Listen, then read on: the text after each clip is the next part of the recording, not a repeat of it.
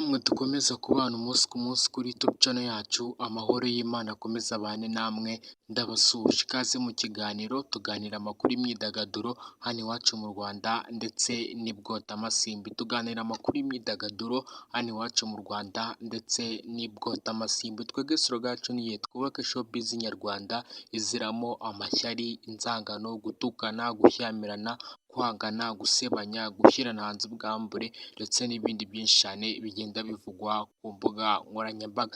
Muribuka yuko mu minsi itambutse nibwo umunyamakuru bita Irene Murindahabi cyangwa ikinyamakuru bita MI Empire nibwo cyujuje 1 million subscribers ku rubuga rwa YouTube. Ni ikintu gikomeye cyane kubera yuko platform zikora imyidagaduro cyangwa zikora ibiganiro mu Rwanda zujuje miliyoni ni nkeya cyane.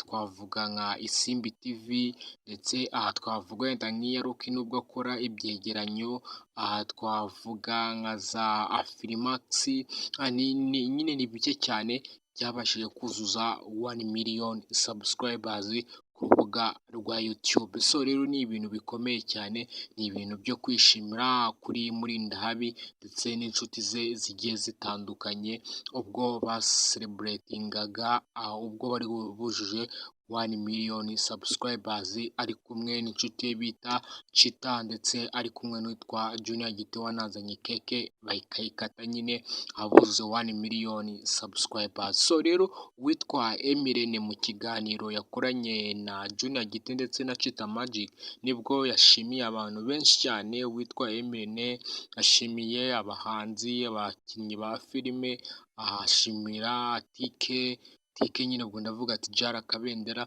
ashimira ba Bruce Melody, ba Kiramani, ashimira abantu benshi cyane bagize uruhare kugira ngo MI Empire kugira ngo ibe yakuzuza 1 million subscribers. Natwe ikindi nyine tumwifuriza nuko 1M igomba kurenga, akaza 2, akaza 3, akaza 4, akaza 5, zikomeza zikabana nyinshi cyane kugira ngo dukomeze twubake uruganda rw'imyidagaduro cyangwa dukomeze twubake uruganda rwa showbiz hano iwacu mu Rwanda.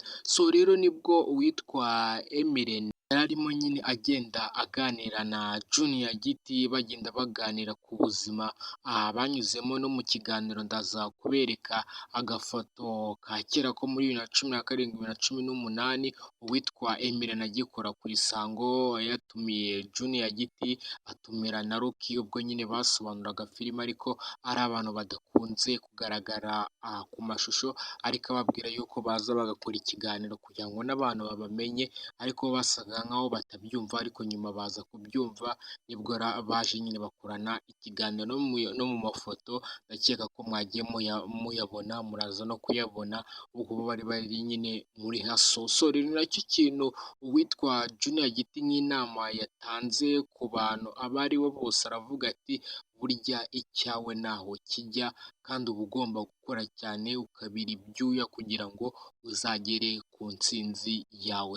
Rero iyo video cyangwa iyo foto uyibonye bigaragaza yuko icyo gihe kabisa nta kintu bariho, bari bakiri kwiyubaka, ariko ubu ngubu Junior Giti ni umuntu ubu ngubu ufite famiye, ufite umuhanzi amanaginga nka Chris Easy, witwa Rocky Kimomo nawe asobanura filime zitandukanye ndetse akaba afite na Rocky Entertainment yujuje 1 million subscribers nayo irenze byatari. Rero iyo urebye iyo foto ukareba n'ubu ngubu ubona yuko bagize iterambere ryiza cyane. Rero nibyo Junior Giti yagiriye urubyiruko ndetse n'undi uwo ari we wese yuko buriya gukora cyane bituma ugera ku ntsinzi. Rero ngiye kubumvisha amajwi witwa Emirene ndetse na Junior Giti ubwo bari mu kiganiro bagiye baganiraho ku buzima bwabo bahuyemo na Rocky ndetse na Junior, uko basaga, uko bakoraga, nyine ari ibintu byo kwishimirwa kugira ngo nyine bagire abo besipira kugira ngo nabo bazagere kuri iyo level nziza cyane. Rero impamvu nahisemo buno butumwa ni uko numvishe yuko ari inama nziza, bigaragaza yuko nawe ushobora gukora kugira ngo uzagere ku nzozi zawe nk'uko abandi bazigezeho. Rero twese turi abantu dukoze cyane byatuma twese tugera ku nzozi zacu cyangwa ku bikorwa byacu. Ngiye kubumvisha muri buno buryo uwitwa Junior Giti avuga kuri Emirene, avuga no kuri Rocky ndetse nawe ku giti cye, kugira ngo namwe mu abantu muri kugira ikintu mukora bibafashe kandi ntimucike intege. Tuganira amakuru y'imyidagaduro hano iwacu mu Rwanda ndetse n'ibwota amasimbi, mureke dukomeze tubyumve muri buno buryo. Bari bazi ko turi abantu badanje babyibushye b'abapapa bafatika, basanga turi imbobo nta kuntu twimereye n'agapano kadafite naho gafata ukuri. Kandi baze ko icyo gihe mwari mufite umuvuno cyane cyane Rock wo kwiyemera ngo ni umunyamafaranga, ariko n'ubu nuko bimeze, n'ubu ntarawuhindura. Ariko umunsi yayabonye Rock yarayabonye, gusa nyine ko Imana ifata kizaguruka gati kivuna ibaba kuko ayabonye ntabwo twamukira. uri kumva icyo gihe nabahostinze mwabyanze no muri kungora cyane. Twinjiye mu mujyi mu isoko tuje mu isango, ndeba ukuntu nambaye umuntu birasa nabi pe, kandi naje mbura biceka. Nshaka nango hafi navana akantu kagakote ngo ndenzeho ko gutira nako barakanye mashango nago ngukeze mbaye kosi. Yewe mbabwiye wonde bati kumene wowe muri fate sha yambara sha turagufana sha. Rero ko twaragaragaye ubwo ndavuga nyine ukuntu abantu baba baramenyanye n'abandi.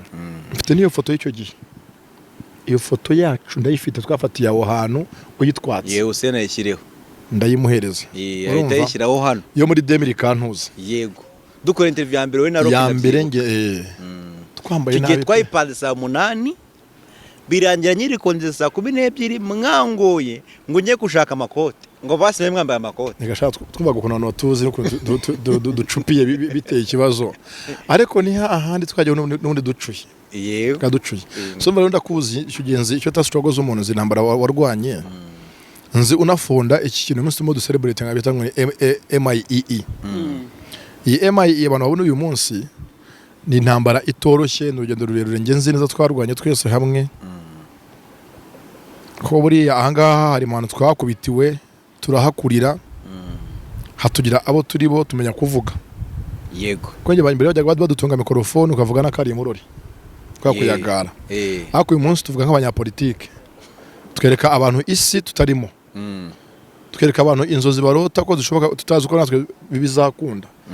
Tuvuga ibyo twe tutazi ubwacu ko duhagazeho ko yanyine ahantu twakuriye. Rero rwose irinda gushima ko tacitse intege. Thank you so much. Konzi benshi bajya bacika rwose hagati intege bigataba bivamo. Nzi benshi byanze bakivuka muri ibi biboro uyu munsi celebra miliyoni, ubu winjiye muri ka